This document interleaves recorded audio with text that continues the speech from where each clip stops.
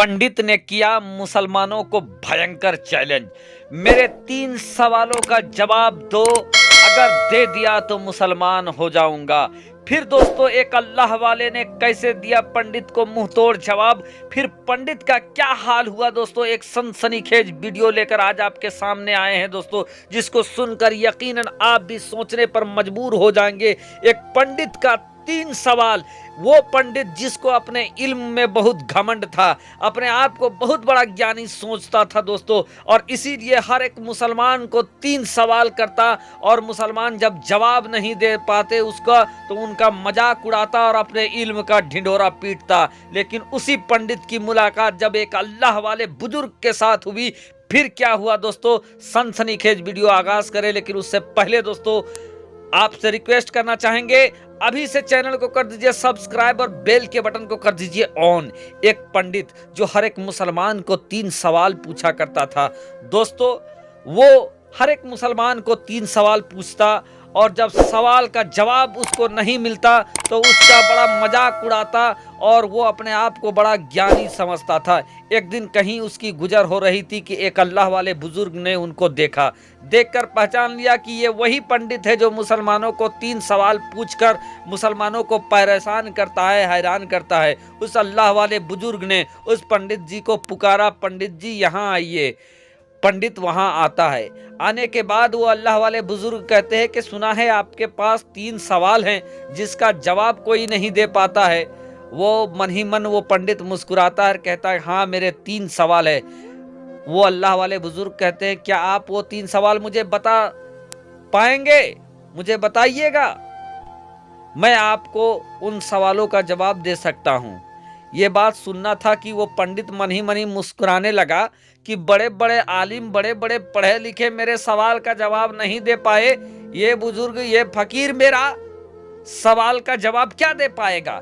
मन ही मन ही वो सोचने लगा, मुस्कुराने लगा। उसको पता नहीं था कि जो फकीर है वो असल में फकीर नहीं दोस्तों, बल्कि वो अल्लाह वाला एक बुजुर्ग है। बहरकैफ जब उस अल्लाह वाले बुजुर्ग ने उस पंडित जी से इसरार किया कि आप अपना सवाल रखें, तो वो पंडित अपना सवाल 3 सवाल इस तरीके से रखता है। नंबर 1 कि जब अल्लाह दिखता नहीं है तो आप अपने पहले कलमे में अल्लाह की गवाही कैसे देते हो कि अल्लाह है, जबकि अल्लाह तो दिखता नहीं है। फिर नंबर दूसरा सवाल उसका ये होता है कि जब हर चीज अल्लाह की मर्जी से होता है तो अगर कोई गलत काम हो जाए, बुरा काम हो जाए, तो उसके लिए बंदा दोषी कैसे।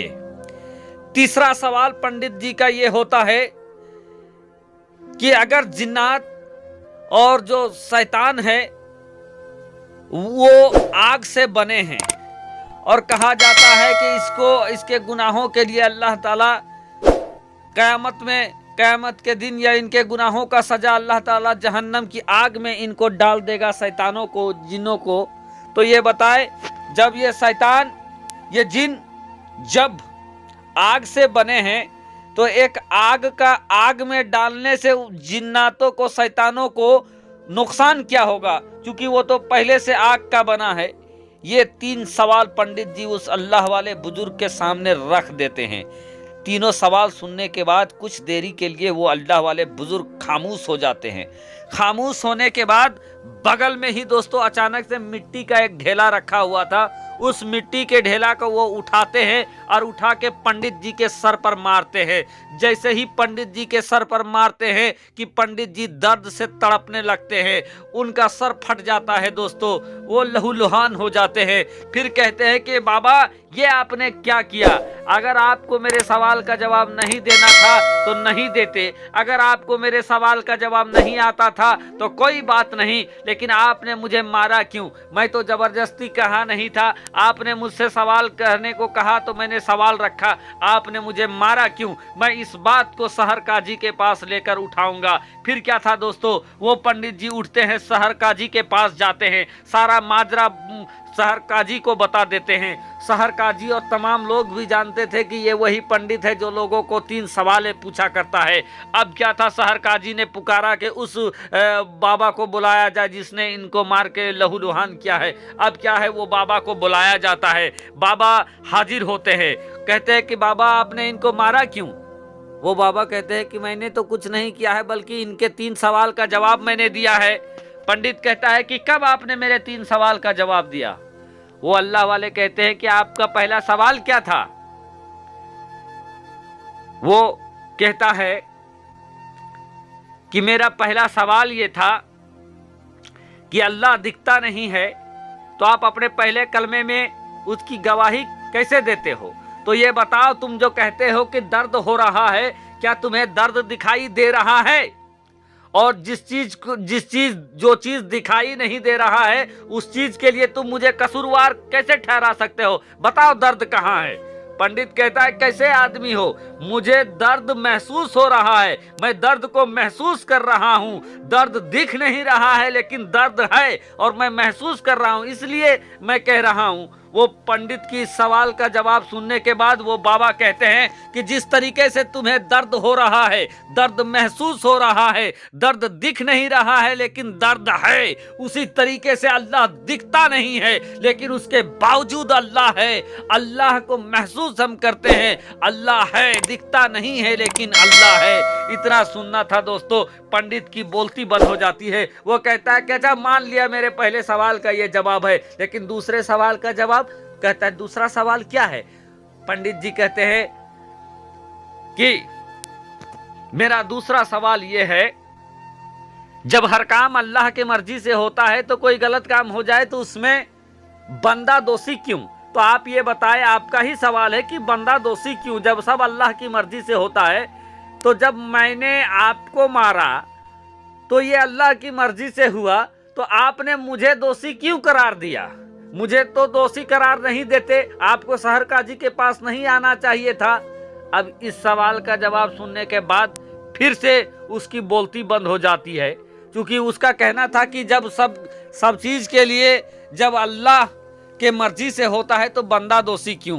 तो फकीर ने उनको मारा, लेकिन उस मारने की वजह से उस दोष का इल्जाम उस पंडित ने शहर काजी के सामने फकीर के ऊपर लगाया। फकीर ने कहा, जब सब ऊपर वाले की मर्जी से होता है तो इसमें मेरी दोष क्या है? आप मेरे ऊपर इल्जाम क्यों लगा रहे हैं? अब उसकी सिटी पिट्टी बंद हो जाती है। वो कहता है, चलिए मैंने समझ लिया कि ये मेरा दूसरा सवाल, लेकिन तीसरा सवाल का जवाब क्या है?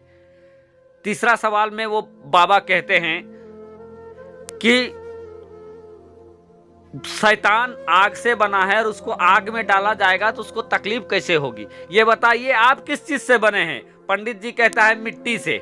वो बाबा कहते हैं, मैंने आपके सर पे जो मारा वो क्या था? कहता है, मिट्टी का ढेला। कहा कि आप भी मिट्टी से बने हो, मैंने आपके सर पे मिट्टी का ढेला मारा, आपको तकलीफ हुई कि नहीं हुई? वो कहता है, हाँ हाँ हुई। अब क्या था दोस्तों, उसको बात समझ में आ गई, उसकी अकड़ अब निकल चुकी थी।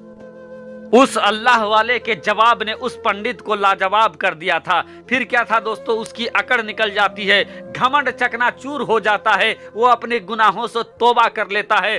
सबके सामने दोस्तों कलमा पढ़कर वो इस्लाम को कबूल कर लेता है। तो दोस्तों कुछ ऐसे वाकया होकर गुजर जाते हैं जो लोगों को हैरान कर देते हैं। मानो या ना मानो दोस्तों, ये भी एक वाकया है। अगर वीडियो अच्छा लगा तो कमेंट करें और चैनल को सब्सक्राइब करें। शुक्रिया आदाब।